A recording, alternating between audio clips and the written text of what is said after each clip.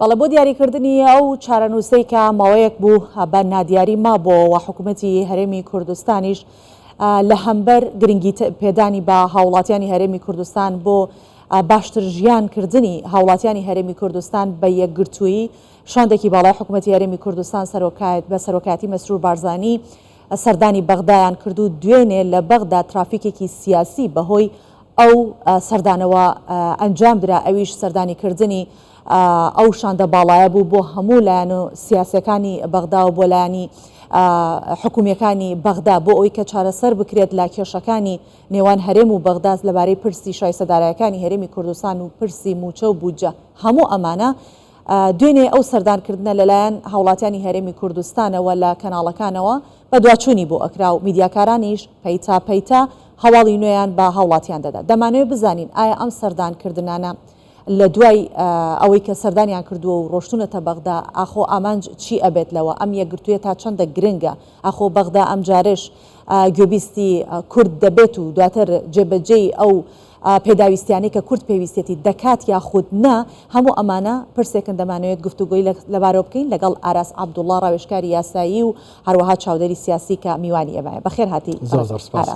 سپاس دەکەین. ئاماژەم بۆدا ئەم جارە شاندەیەکی باڵای هەرێمی کوردستان بە یەکگرتووی سەردانی بەغدایان کردەوە بۆ چارەسەرکردنی پرسی موچە و بودجە و شایستەدارایەکان و بە تایبەتی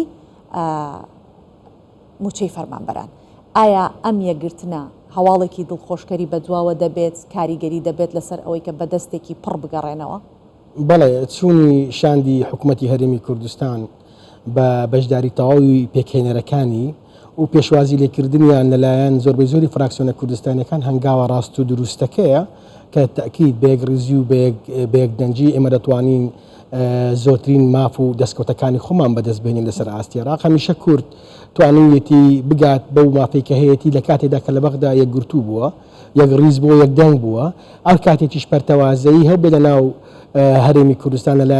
لەناو لایەنە سیاسیەکان ئەوە قۆستراوەتەوە لەلایەن نارانی هەرێمی کوردستان بۆی بتوانن فشاری سیاسی ئابووری لەسەر هەرێمی کوردستان دروست بکەن. بە تەکید ئەوە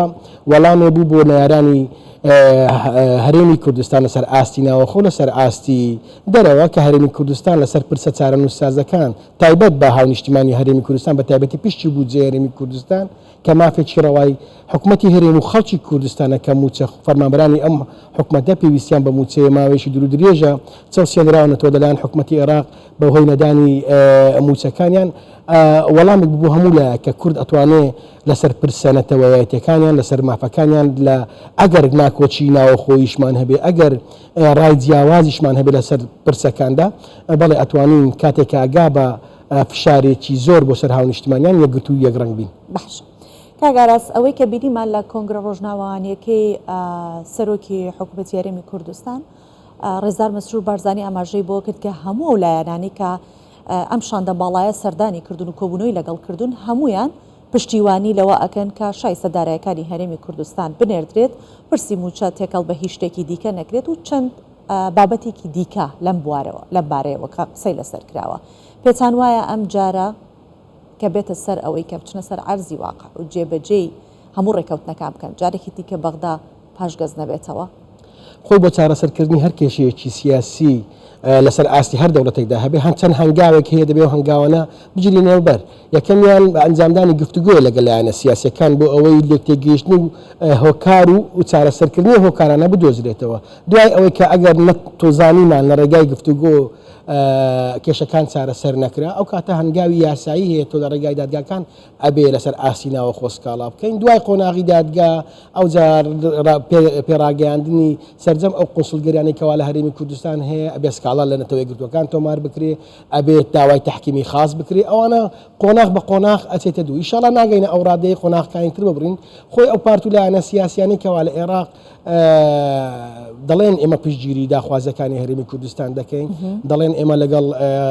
پێدانی پشتی بودجێ هەرێمی کوردستان هەر خۆیان ئەوانە کارکتەری سیاسی حکوومەتی عێراقینە خۆیان لە پشت بڕیارەکانیانەوە بەڵام ئەو هەنگاوانەی کە دەندر لەلایەن هەرێمی کوردستانەوەە هەنگاوی ڕاستە دروستەکەیە سەرەتا ئەبێ لە ڕێگای گفتوگۆ بتوانین بگەین بە ئەنجام سەرۆکی حکوومەت لە کۆنگرە ڕۆژنامەوانەکەی مژدەیەکی دا کە ئەگەن بە ڕێگاچارە ئینشاڵڵا ئاشگەین بە ڕێگاچارە ئەگەر نەشگەیشتین عێراق دوای ئەو سەردانە ئەگەر نەگەیشتین حکوومەتی هەرێمی کوردستان دەبێت چه هەڵوێستێکی هەبێت و چی بکات؟ قۆناغ یەکەم وتمان گفتوگۆیە دوای ئەوەی کە حکوومەتی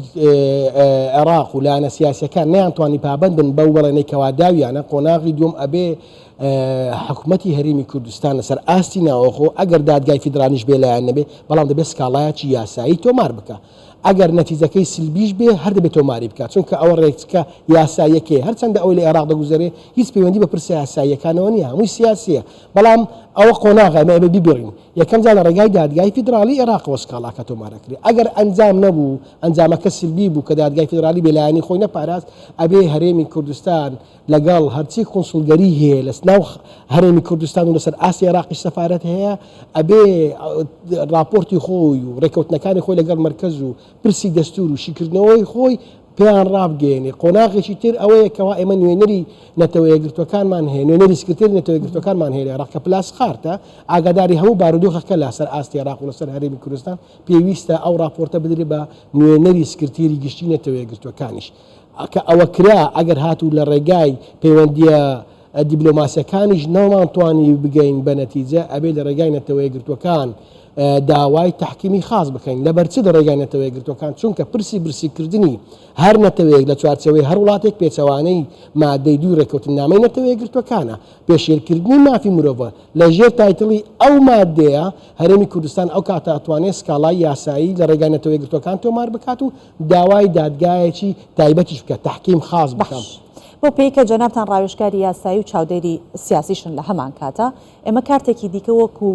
کورد لەبەر دەستمانە ئەویش بڕگەی حوتەم لە مادەی 13 کە دوجار ئەگەر هەر ناکۆکیەک لەسەر هەر کێشێک لە نێوان هەرێم و بەغدا هەبوو سەرۆک وەزیرانی عێراق محەممەد شیع سوودانی یەکلایی بکاتەوە پێتان وایە دوا قۆناغ ئەوە بێت جا دواتر پەنا ببینە بەر ئەوەی کا بۆ کۆمەڵگەی نێودەوڵەتی یان بە شێوازێکی دیکە حەلیکەن ئەوە حەلی ئەتوانێت چارەسەر بێت هەنگاونا و بەرەو کۆمەلگای نێودەوڵەتی و سکاڵاکردنە نەتەوە یەکگرتوەکان ئەوە بێتە دوا قۆناغ دوای ئەوەی تۆ لەسەر ئاسی ناوەخۆیی بێ ئومێد بووی نەتوانی هیچ هەنگاوێک بەرەو بە پێش بچیت ئەو بڕگەیە لەو مادەیە چارەسەرە ئەکرێت چارەسەر بێ ئەمە بەشێک نییە لەو جێبەجێکردنی ئەوواقعەیە دەبێ ئێمە بیزانین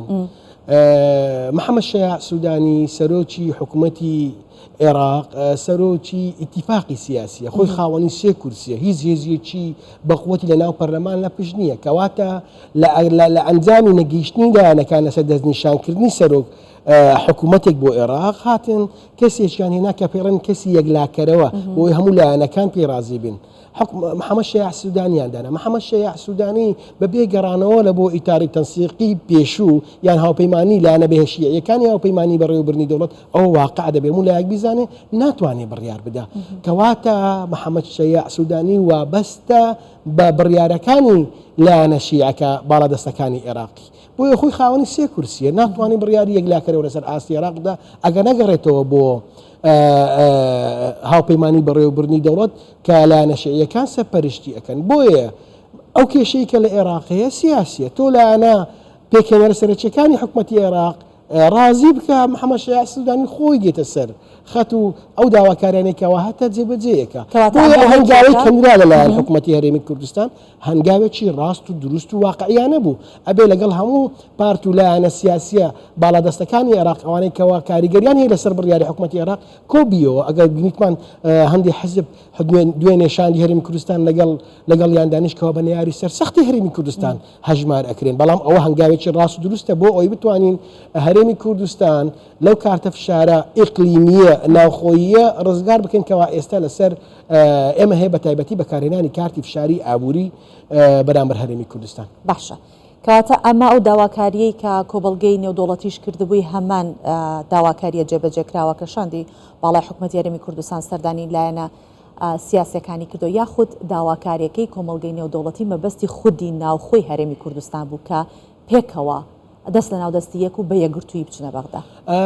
ئەوە دوو ڕەهەندە ڕەهەندێکی لەسەر ئاستی عێراقا ڕەهەندێکی لەسەر ئاستی هەرێمی کوردستانە هەمیشە دۆستانی هەرێمی کوردستان لەسەر ئاستی نەتەوە یەکگرتوەکان پلاسخار 2 ساڵ پێش ئێستا هۆشداری داوە بە پارت و لایەنە سیاسە کوردستانیەکان نیشان لەگەڵیشان کۆبەتەوە کە پێویستە هەرێمی کوردستان بۆ هەر ئەگەرێک لەسەر ئاستی عێراق و ناوچەکە ئامادە بێ یەک ئەگەرەکان ئەوەیە کە ئەو کارتی فشارە بەرامبەر بە ئێمە بەکارهێنراوە بۆیە هەرچ کاتێک هەرێمی کوردستان لەسەر تاکۆی پرۆسەکان کە پێیوەستە بە پرسەنەتەوایەتەکانمان کە پێیوەستە بە مافە دەستوریەکانمان ئەگەر کاتێک ئێمە یەکگرتوو بین توانین وانە